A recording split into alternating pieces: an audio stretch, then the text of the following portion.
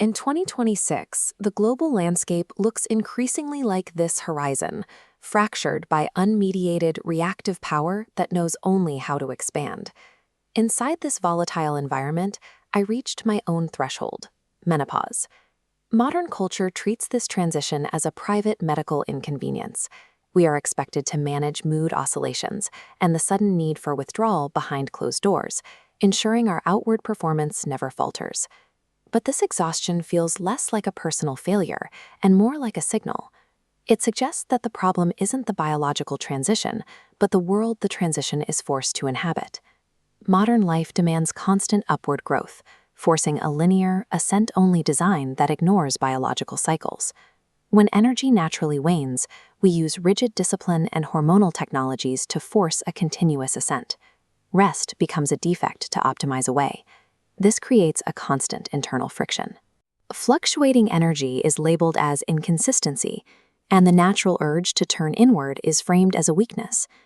By forcing a cyclical organism to behave like a linear machine, we misinterpret a systemic mismatch as a personal defect. We can name this cultural condition cycle dysphoria.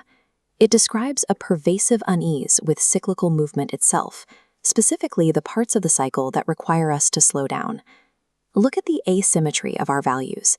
Our systems exclusively celebrate the ascent, the phases of expansion, visibility, and high output.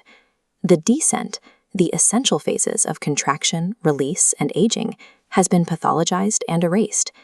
Erasing the descent from our cultural map does not stop the descent from happening.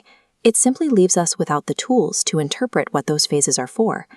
Cycle dysphoria distorts our perception of reality, demanding that inherently cyclical beings maintain a state of permanent, linear expansion. My exhaustion during menopause wasn't a sign of a broken body. It was vital data signaling that I could no longer sustain that linear illusion. A cyclical organism naturally experiences distress when forced into a rigid, unyielding channel. The distress is a response to the structure, not a failure of the organism. Under this logic, menopause reveals its true function. It is a biologically embedded initiation. This threshold requires an active, conscious contraction. Like an ancient tree drawing its sap into its roots to survive the winter, we must metabolize this descent to prepare for a different kind of power. Reframing our distress as a structural critique restores the dignity of our biological rhythms. When we treat menopause as a medical inconvenience to be bypassed, we lose the rite of passage entirely. Without the descent, the capacity to act as a regulated elder remains undeveloped. The initiate never fully emerges because she was never allowed to fully contract. This absence is visible in our global crises. Power that has never been tempered by a descent remains immature, reactive, and destructive. This is the role of the matriarch, an initiated presence required to anchor society. Without her, power has no mediator, no one to ensure it serves the longevity of life rather than just the next quarter of growth.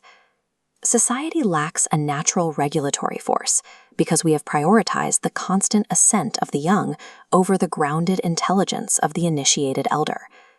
Breaking the spell of cycle dysphoria begins with a choice to stop fighting the rhythm of the body. Honoring the phases of contraction and withdrawal transforms them.